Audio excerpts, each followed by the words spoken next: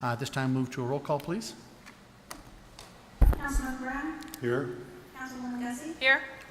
Councilmember McCarty? Here. Councilmember Smith? Here. Councilmember Wade? Here. Vice Mayor Chapados? Mayor Price? Here. Mr. Mayor, we have a quorum. Thank you. Yes, I'd like to excuse Vice Mayor Chapados. She had a family emergency and had to fly back to New York, so she won't be with us this evening.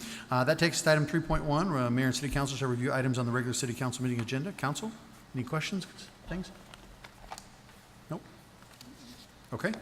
That'll take us to item 3.2. We're going to hear reports and/or meetings and/or conferences attended by the council. Council time is yours. Councilmember Smith. Thank you, Mayor. So the first thing I attended in the 2-week period since our last city council was the Maricopa High School DECA and CTE Career and Technical Education meeting. And the purpose of the meeting was to share their program goals. Specifically, I was attending for DECA, which is the marketing, hospitality, future preparation for going into a business, being an entrepreneur.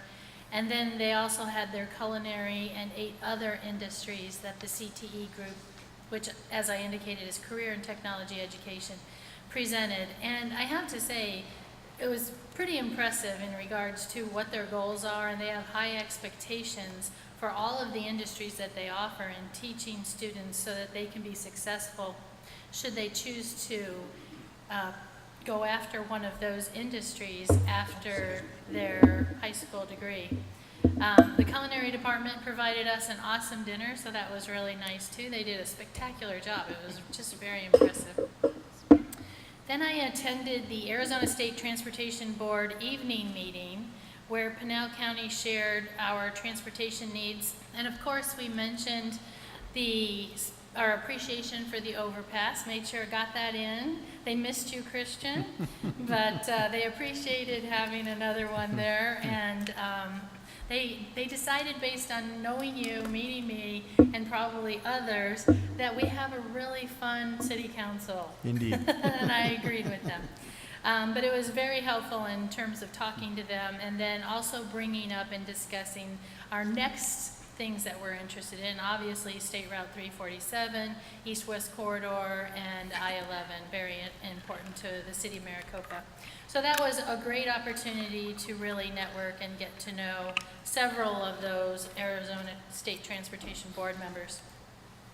I then attended the Pinal Partnership meeting, where we heard all about zoning opportunities, which was extremely intriguing to me. The county has several zoning opportunities that were certified and approved. Zoning Opportunity is a federal program, in case you haven't heard of it, that provides significant, and when I say significant, like really significant tax advantage for new development in challenging areas. The opportunity zones were identified by the state Arizona Commerce Association and were dependent on the poverty rate for the area. So unfortunately, even though it's really good news that Pinal County received opportunity zones, the city of Maricopa, based on the poverty rate, city manager, I went and did some investigation after you and I talked, didn't meet the requirements, and so we didn't end up with an opportunity zone, but it's good for Pinal County. And I look forward to seeing what that actually brings in terms of developers now hightailing it over to opportunity zones. And then I attended the Urban Land Institute Arizona TAP conference, really discussing the majority of the conversation was centered around our city center. And we had 7 very highly qualified panelists that gave their insight to staff and to visitors that were in the room for the potential of our city center, which, as you know, is the area right around City Hall. They discussed the marketing potential, design development strategies, and implementation strategies. And so it was really good information to gather from these experts. And I enjoyed also seeing how it brought great ideas to our staff to consider as well. So I think it was a great opportunity. Thank Denise for bringing that to our city with that level of expertise. And that's it, Mayor. Thank you very much, Councilmember. Appreciate it. Anyone else this time? Yes, Councilmember Brown. On the 25th, I attended the Attorney General's African American Urban Issues Committee, and he explained to us how he's moved aggressively as far as opiates distribution in the state, and he's had some victories. But we spent most of the time dealing with the issue of unfair sentencing in this state, in many states, as far as minorities as opposed to whites. It's a known fact that blacks and Latinos get heavy sentences for crimes that others get very light sentencing.